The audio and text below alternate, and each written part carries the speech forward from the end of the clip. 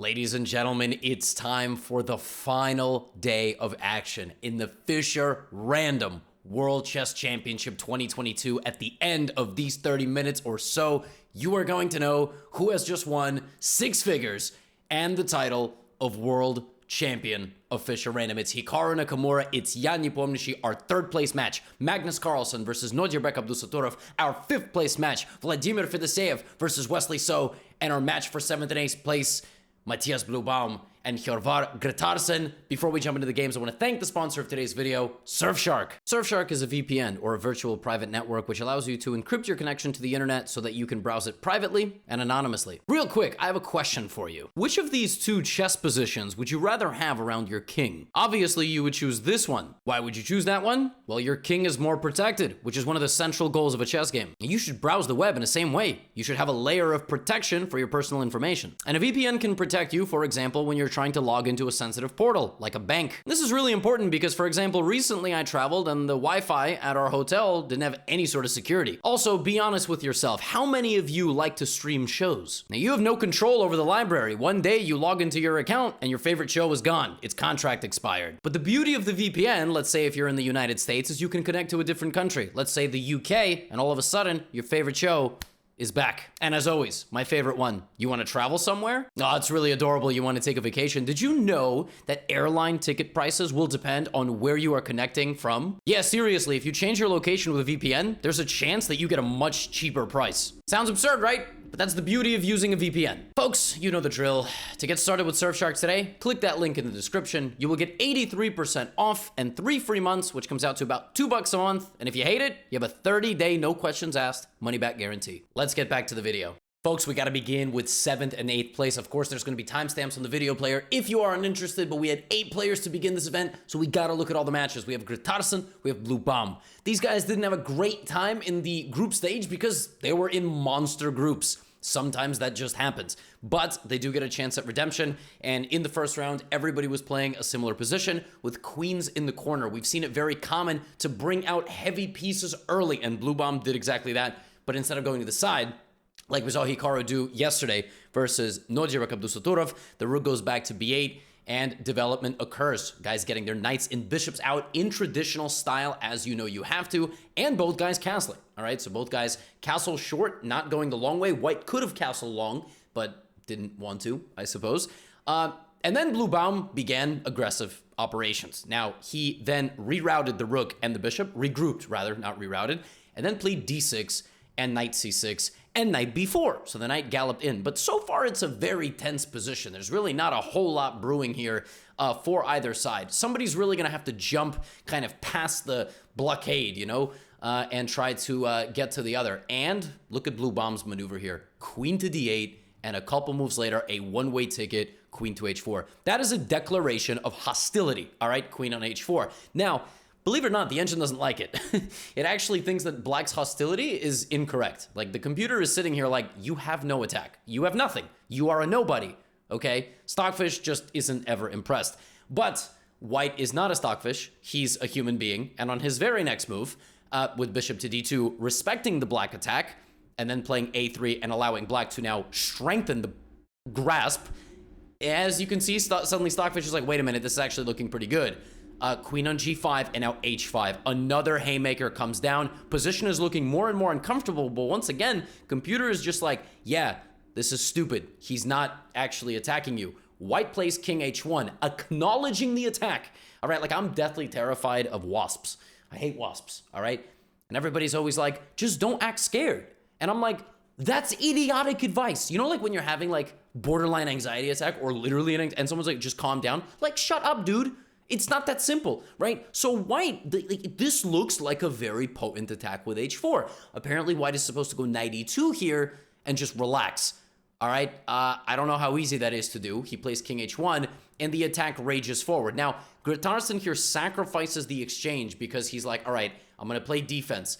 But that defense is short-lived as Bluebaum just starts chopping down everything. He's like, all right, well, I'm going to use my attack to transform the position into an advantageous endgame, middle game type of thing, and I'm just up a bunch of pawns. So attacks don't need to be successful in checkmate. You can use the threat of the attack to make the opponent basically tie their shoes together. Not actually, because then you could push them over. For legal reasons, that's a joke. Physical violence should be just kept onto the chessboard itself. And yeah, Blue Bomb does what grandmasters do. He simplifies the position down, centralizes the queen. He has absolutely no weaknesses, gets the pieces down to the back rank, and no perpetual check. All the checks are covered. When you have massive material advantage, you want to keep things simple, and very easy takes on f1. This is called simplification. Yes, he loses material, but he has way too many pawns. 5 on 3 in any pawn endgame is simply winning unless the 3 promote first. This ain't that.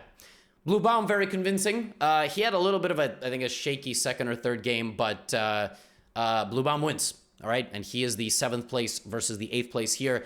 The match for 5th place was extremely fun as well. It was Wesley So versus Fedoseev. Wesley So is literally the Fischer Random World Champion, right now. Well, not technically right now, because I know the result, but you don't know the result. Maybe some of you know the result. No spoilers in the comments, though. Well, actually, that's silly because you're watching. Anyway, point is that somehow he's basically Schrodinger's world champion. Like, if you acknowledge it, then we already know there's a world. I don't know. Point is, he won in 2019, but he got knocked out of the groups. That's just crazy, right? Well, Fedoseev plays a modern against him, literally. Fedoseev is playing like a King's Indian defense. But not exactly, right? So he puts his bishop out that way. Fedoseev develops his knight as well. Very kind of cagey approach. None of the guys are engaging with each other. For example, in this game, we had immediate engagement with the pawns. And here we have no engagement. Like, just... Oh, there we go. All right, well, Wesley strikes first. And Fedoseev, in fact, invites him in. He's like, Wesley, you like tea? What do you like? You like crackers? Tea and crackers? Wesley's like, I'm actually carb-free. I'm on like keto diet. I have no idea if he's on a keto diet or not. C4 though, and he begins just trampling.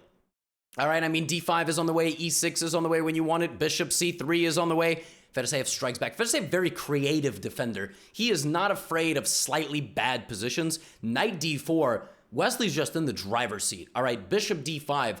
And now Wesley has to choose which way to go. They're both good. He chooses to take and open up the position with B3, takes. Now, Wesley might still be better. And he's definitely better according to computer evaluation, but he was better if he had played something like C6. Computer really preferred this approach of like massive restricting of the black position rather than engaging in all of these trades, because now when black gets here, it's going to be really tough to actually control those pieces. Let's also not forget when black moves the queen, black can castle long, black can also go that way, all right? And if black castles short, it's going to be a real problem for white. Let's keep on, both guys can actually castle, okay? But not anymore. White moved the rook this way, so castling for white is no longer a possibility. The only way that white can castle is long, and queen d5, now you're not castling long either. You castle long like this, right, to guard your rook. I got rook a8, rook a1.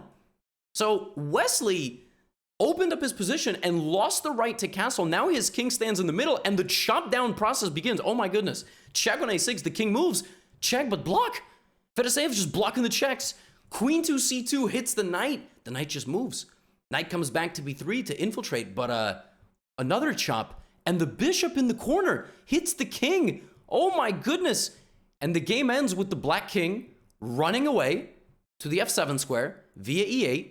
Fedoseev is not just up 2 pawns, but Fedoseev just straight up checkmating Wesley So.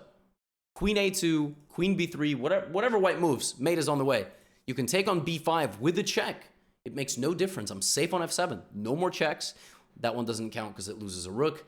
And there's just mates here. I mean, there's just mates all over the board. Doesn't really matter. Like, some of these hang a queen, but not if, obviously, not if the defenses are lifted. Vladimir Fedoseev goes on to defeat Wesley So 3-1 to win 5th place. Very convincing win from Fedoseev. Huge win. I mean, massive payday. Good for him.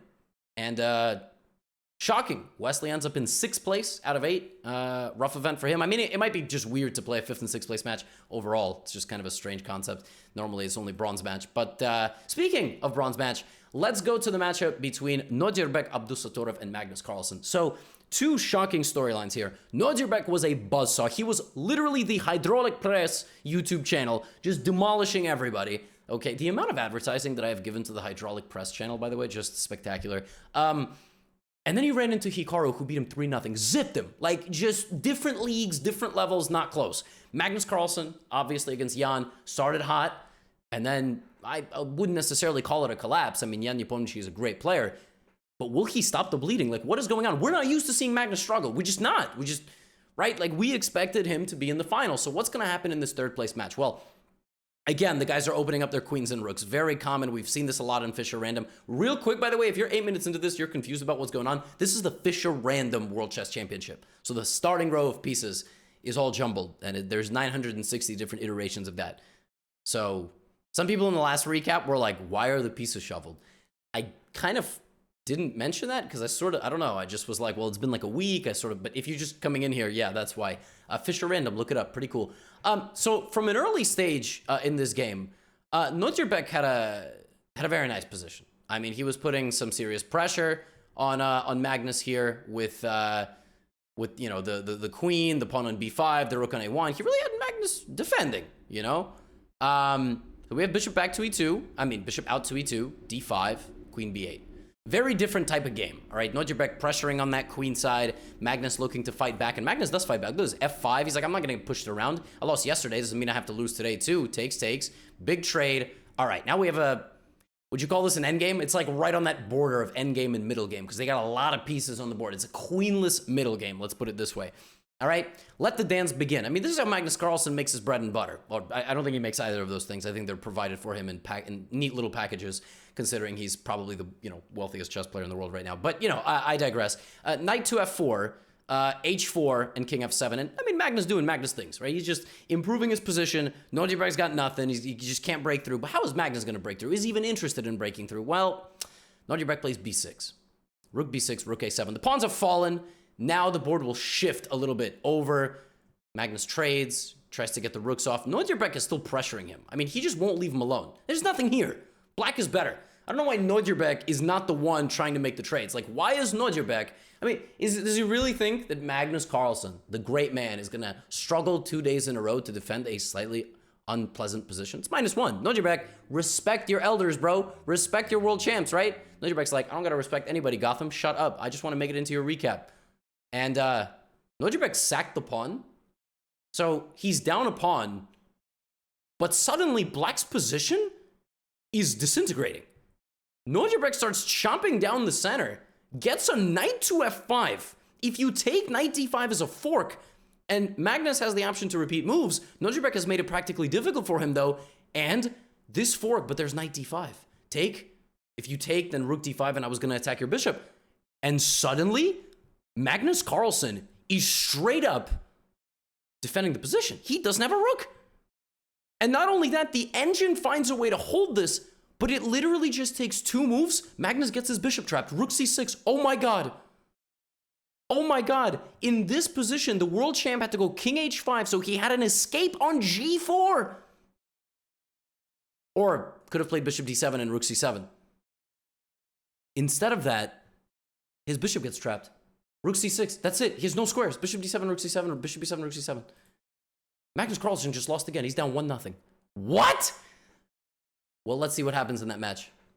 This is the next game. Magnus says, all right, I'm going to do the same thing you did. I'm going to open up my rook and my queen. All right, I am not going to let you get this one. Knight c4. Now, one thing about Notjerbeck is that he loves to get his queen out early, but he castles in this game, and he starts immediately firing with f5. Full of confidence, world rapid champion. There's multiple world championships. Classical, rapid, blitz, Fischer Random. He's the world rapid.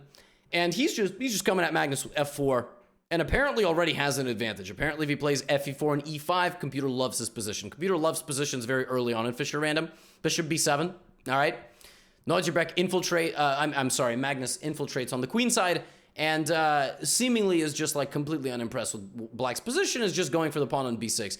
And I think what happened in this game is Notjerbeck kind of played with fire a bit. Like he kind of was up 1-0, and he was just playing, on instinct, rook a8, getting the counterplay going, bishop d5, and then Magnus played f5, and things got goofy. Because now this is unstable. There's a lot of instability in the black position. The bishop is coming to f4 potentially. Notjerbeck plays the best move, trading in the center and trying to lock it up. But Magnus plays h4. Oh my. And still is fighting for real estate on that A file. Gets that rook to a6. Beautiful move, but queen b7 trying to kick him out. Rook b6 hanging around, queen e4. The only way to win a game is sometimes to take risk. Rook c6, queen g4, b6. He loses his pawn on h4, but he gets the queens off. This is so important, because even though he's down 2 pawns, this pawn is the only one that matters. King g2. Now the king is going to boot out the bishop and try to win a couple of pawns back. Bishop f4. Nojabek gives back one of the pawns. Magnus not interested in taking either free pawn. He's going rook b1. Does not care. Just kidding. He cares about that one. He doesn't care about the pawn on f4. Now Magnus is only down 1 pawn, but it's that b pawn, that anchor of his position, and he's going to get down to the 8th rank, make the queen. The comeback is upon us. It is 1-1. The world champ will not be bullied. The world champ is the bully. Damn it. We go to game number 3. They switch up the setup. It's 1-1. Will Magnus make the comeback? Will Nojabek relegate him to 4th place? Not even on the podium? That's crazy. Brand new setup. All right, knight goes out to a5. Now here, I gotta tell you, visually speaking, I would love to block this bishop. Like, I just, visually, like, I don't like it, all right? In the game itself, Nojabek plays this move, shutting out the light-squared bishop. Now queen e5 kind of looks like a fork. Look at this. Not only look at this, who guards that? If you go rook a8, you can't even castle, bro.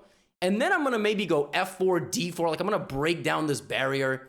If you ever take en passant, there's bishop b7. Hello and goodbye, by the way. But don't hang your queen. Take on d3 afterward. Yeah, Nojabek has to allow the knight to go to a7. This is nuts. Look at this. And he can't castle anymore. But the knight is trapped. Right? Queen b3 looking for bishop b4. There it is. Knight back to c8. Trades off white's knight. So now white doesn't... That knight was stuck in jail. Now it gets a way out. Okay? And Magnus keeps pushing.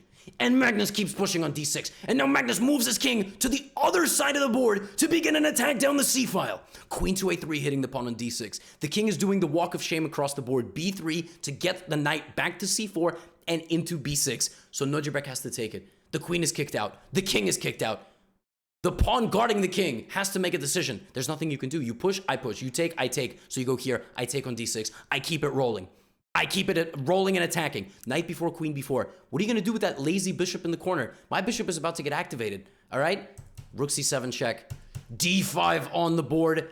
And we could swap queens, bro. I'm the world champ. Not me. Magnus. I'm going to take on h7. My pawn is still promoting. This rook is getting in the game. Magnus Carlsen. Damn it. Say the name. Remember it like Bilal Muhammad. Rook to c8. Magnus was not about to be stopped. He lost game 1. He went on to win games 2, 3, and 4 in an average of about 40 moves. Nojabek stood no chance. I don't know what flipped. I don't know what switch got. Like, I don't know what it is. Some fighters get woken up by a punch. Something happened. Magnus said, not today. Maybe yesterday. Not 2 days in a row. It's not happening. Magnus is your bronze medalist of the 2022 Fischer Random World Championship, winning not just this game and not the one I just showed you, but the next game as well. And that takes us to our main event of the evening. If you clicked ahead, listen, I understand it. Hikaru is in a World Chess Championship. Jan Nepomniachtchi is in his 2nd World Chess Championship in 2 years. Technically, you could say 3 because he won the candidates. Let's go. Same exact thing. You've seen this setup before. We've seen the queen in the corner. All right, these guys doing a lot of the same, getting their queens out early. This is game 1. All right, we have e6. Now, you're going to get a little bit of deja vu here with this setup, okay? Remember this setup? Do you remember the setup over here? The first Nojabek game, b5, queen a4, like so much similarity. I actually, when I was going over the game, I was like, wait, am I tripping? Like, I remember the game looked very similar. And again, this kind of, f4, this infiltration, similar thing that Blue Bomb did, right? And we've seen this a couple of times. So very interesting that the meta strategies overlap. c6, all right? And now Hikaru's like, well, I had a chance to trade, but now let's play the move c5, all right? Bishop to f6, rook a3. Now, you'll notice Jan is not castling, all right? He's not castling because he's probably going to castle short. Oh, how did I know that? Queen b8. So another time, another moment where the queen gets this way. Blue Baum did it like this. And it's not the first time we're seeing queens come out in different capacities. e4, d4, center locked. all right? C4, really center locked. So center is super, super closed. We can continue the locking with E5, but Hikaru says, no. Let's en passant, open it up, knight C3, and let me crack down that pawn. So I'm going to get rid of my weakness. You'll get rid of your pawn. We'll enter a phase of the game. We have a big exchange now, a massive exchange of pieces. Who's better? Black, because he's up a pawn. Something went wrong in all of these trades. So around this moment, when Hikaru played the move A6, you notice there's a really bad tension here. In fact, a lot of the decision-making of Jan kind of led him to this mildly uncomfortable fork in the road. It might have been from the delaying of castling, like it might have been from allowing Hikaru to dominate the center, because when you dominate the center, even in Fischer Random, the pieces are kind of on obscure squares, but it really maximizes the growth and potential of your position. Like the move E4, D4, knight D1, maybe here, instead of the move C4, Jan had to do something else, but even the move C4 on its own, you know, maybe just not taking back right away, getting out of the pin first, like something like this. Because actually, this move is not so bad. I mean, it looks crazy to allow your opponent to be up a pawn, but after the dust settles in the game itself, that very useful exchange by Hikaru just gets us down here. Hikaru's just pawn up. Pawn up, not just that. Hikaru has 3 assets. He has the weak white king, okay? Open king, pass c-pawn. Let's see him put it to work. Rook b4, threatening to infiltrate. Look at the weak king being attacked. Look at the weak king being attacked. You might say, why didn't Jan defend? Because rook f3 is hanging in some positions as well. Rook h4 on the way as well. Okay? So knight to e4, bishop h2, bishop f4, that's it. Hikaru's 2 pawns up, all right? Just 2 pawns up. Game's got to be over. Not against Jan. It really feels like against Jan, the game is never over. Hikaru is a great defender. Jan is a great defender as well. My nose just got super itchy watching this. But sometimes that cancels out. You know, like when Kamaru Usman and Colby Covington fought in mixed martial arts? No? Does that not mean anything to you? Sometimes when 2 people with a great asset go to battle, like defensive capabilities, sometimes it cancels out and offensive breaks through. Well, in this position, rook takes e4, game, set, match. Not quite, just game. Because you strip the defense of white's position, and it's not queen e4 just yet. First, I'm going to take on c1. Why? Because if you take... I'm getting to your rook with queen g5. Fork, traditional. Rook d8 instead, doesn't matter. Check here, and I take on d8. The queen is super powerful. Look at the queen on g5, just protecting both friends. Incredible stuff. And in game 1 of the Fischer Random World Chess Championship, by the way, just if you're confused about the move bishop e3, I can't take because rook d2 and mate on the next move. So game number 1 goes to Hikaru. 1-0. Epic stuff. Spectacular stuff. Now, they drew their second game. So this setup with the queen in the corner, 1.5 half Hikaru. This is game number 3. Keep in mind it's best of 4. So if Hikaru wins this game, that's it. There is no game 4. If Jan wins either this game or game 4 itself, we go to an Armageddon. This one with the bishops in the corner. We already saw something like this. G3 from Hikaru, trying to get his bishop out. You will expect that bishop will go back. Trust me, that bishop's going to come back home. There it is. You don't want to trade. See, I always tell you guys, knight for bishop, not a good trade most of the time. Like, there is no need to do this. This is just bad for white. You just look at the advantage drop, just allowing black to have the light-scored bishop. Keep that light-scored bishop, even if it's a little bit of a time waste. You'll notice black is trying to trade bishops. White doesn't even want to do that. And white ends up castling short. Couple moves later. Sorry. Black ends up castling short. I misread the notation. Black is the one to castle short. White ends up castling long a few moves later. Spoiler alert. Bishop f2. Yeah, I try to sometimes like preview the game, reading the notation as it goes, but I saw short castle. It was actually Jan who chose to castle short. Hikaru chose to keep the tension, get that bishop off the board. But the way he did it, the light-scored bishop does not have such a prevalent role, and even though bishop pair matters, castling matters more. And by delaying the castling, you let black play e5. Suddenly black is lashing out. Now white doesn't have a very pleasant choice. For example, if Hikaru were to take on e5 in this position, black would respond knight e5 with a very, very, very bad intention of keeping white's king in the center, and now white is lost. King safety is very important as well in Fischer Random. So, with that in mind, we have a5 now, firing more haymakers. Hikaru doesn't take the bait. That is a free pawn, but if the knight wanders off, bad things might happen. Instead plays d4. Hikaru's got to quickly castle. And look at Hikaru's knight dancing. He's losing time. Every precious second that goes by, black is getting closer to attacking. Hikaru finally castles. Yes, you can castle through a rook move. You cannot castle through check. So if the king was here, that would be illegal. Okay, very important. Queen is attacked, and even with the queen being attacked, black's attack is very strong. Why? Rook hits b2, bishop on h8, laser beam, all right? And now Jan plays rook takes e3. Oh my goodness. A sacrifice of a full rook. Like, you would have played this move and been like, oh, free bishop, and then been like, oh, dang. He sacked it. And he goes queen b6 and queen a7. And basically, Jan is just going full Sicilian on this man. Not like, got an offer you can't refuse. But like, you know, in the Sicilian defense, the bishop on g7 specifically, the dragon Sicilian, there's this, all right? Knight d5. Walking the knight through a triple attack with bishop b2 on the way. And finally, Hikaru has made an inaccuracy as the black pieces swarm in. Bishop d5. cd5, Hikaru goes knight to e5, looking to block the bishop. Ain't nobody blocking that bishop. Bishop's like, what's up? Not only am I taking a pawn, b2 is in danger. Now, you might think in this position, you just go here, defense, right? King is safe. King is totally safe. It's never over. Bishop takes b2. Why? Because if you play the move rook takes b2 thinking that you've escaped, I have rook to d4. Hello to both very important white pieces. One of them will perish for free. For free, I might add. So very bad news here. Queen f3, Hikaru goes, Jan goes back to e7 with both pieces. He's up 2 pawns. Let's not forget, the attack is successful. You don't always have to give mate. You can. Mate is great, all right? But winning that last phase of the game is also super important. White's king is so weak. Don't have to give mate. You can use the pressure on the king to give a mate, and Jan slowly working his way. Is he going to get mate or is he going to win the endgame? Which one of the two? h5, still some sort of attack from Hikaru. Queen f5, king f2. King has made it to safety almost to the other side of the board, but unfortunately in that process, White has lost too many pawns. White has 1 pawn left. Black has 4. Jan missed a couple of critical chances as time was low, but he wins the game by just simplifying down into a 3-pawn up queen endgame. Jan Nepomniachtchi has struck back, and they drew their 4th game. That means everything comes down to Armageddon. 1 game to decide who wins $150,000. Damn, Hikaru. Damn, Jan. Y'all for real?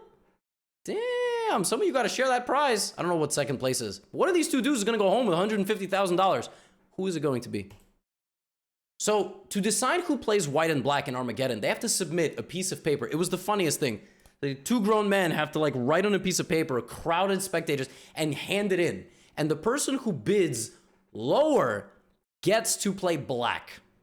Okay? Now, Jan, I don't know what he bid, but he started with 12 minutes. Why does he start with less time with black? If the game ends in a draw, then he wins. So right now, Jan is playing for 2 results. Hikaru must win. And to reward Hikaru, he gets more time to start with. Not a huge amount of time, but enough. Okay?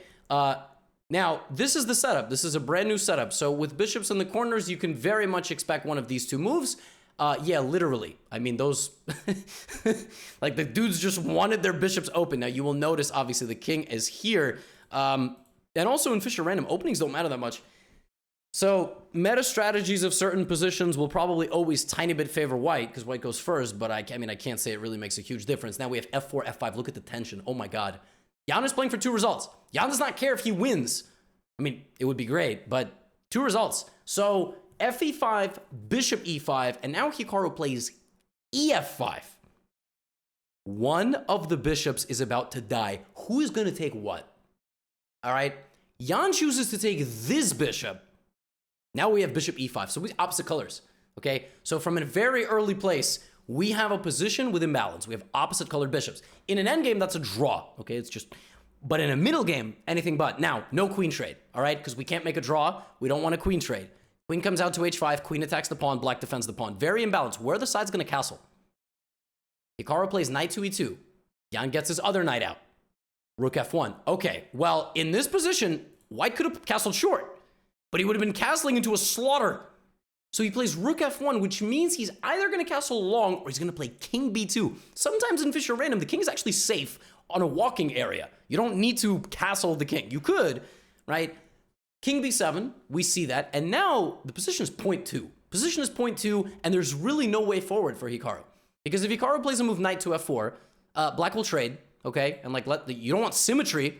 Symmetrical structure is bad. And if you play queen f4, where are your threats? Black is defending everything. Let's not forget, opposite colored bishops We're getting closer to that endgame. So this is really dire straits out here for Hikaru, who plays the move d4. The move d4 is not liked by the computer because of the forcing response which Jan finds, and now Hikaru is going to have to get some queens off the board. But in this position, the move queen h6 is very good for black, with the idea queen g4, and you could take on e3, but then I would go here, rook g8, Zwischenzug in between move.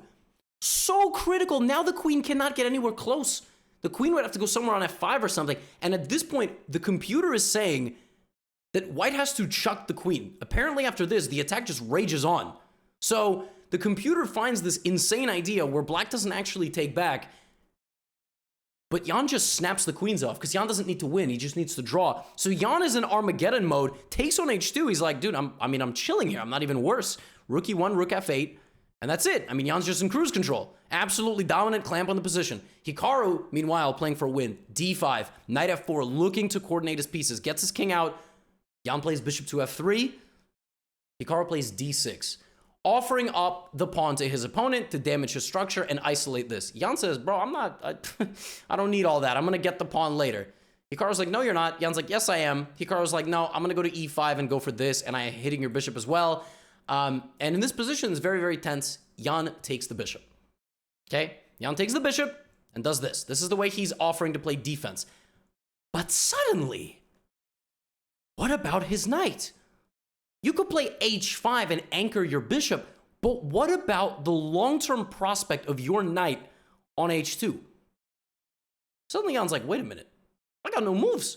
For example, let's just say black plays the move a6 here and does nothing. Knight takes g4 with tactics over here. And the bishop comes, right? So you got to move your bishop. Okay, bishop f5. Ha! Now you can't take me. Yeah, but now I'm taking on h5. Okay, that's kind of a problem. So black has totally lost the coordination of the pieces. And if rook e5 and this, I have rook e8. It's not a fork. Hikaru is winning. Rook to f6, looking to take the pawn. And at some point, Hikaru will take the pawn on h5. Jan plays bishop f5. He's going to get to the pawn on c2. No, he's not. Passive defense from Hikaru doing the job. Rook h2.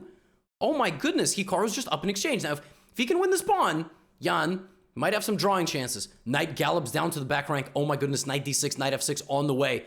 Rook h6 back, rook f8, d5, trying to take a little bit of space.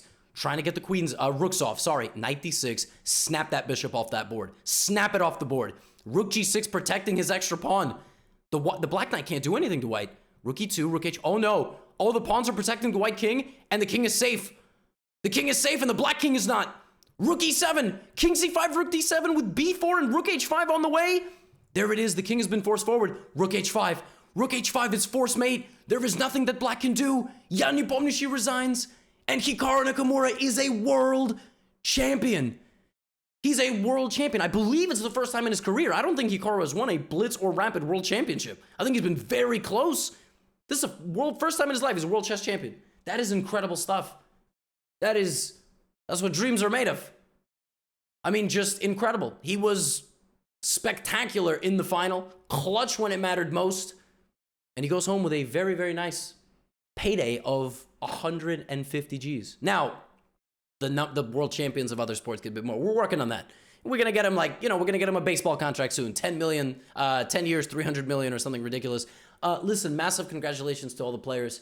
Thank you for a very, very fun event. I've had a great time making these recaps for you. I hope you have enjoyed them very much. And tomorrow is my 1000th video on YouTube, so we will celebrate that. And after that, it's the Chess.com Global Championship Finals that Hikaru will also try to win, where the first place prize is $200,000. I will preview that, give you all the dates. Thank you. Appreciate it. If you watched this far, thanks for dealing with clickbait titles and the YouTube algorithm. Hopefully the titles don't offend you, or, I know you guys enjoy the content very much. The loudest viewers are sometimes, you shouldn't shape your channel based on the loudest viewers or something like that. Anyway, bye. Great times. Congrats once again to all the players, specifically to Hikaru and Jan for a great final, and to Hikaru for becoming the 2022 Fisher Random World Champion. Goodbye. I will see you later. Get out of here.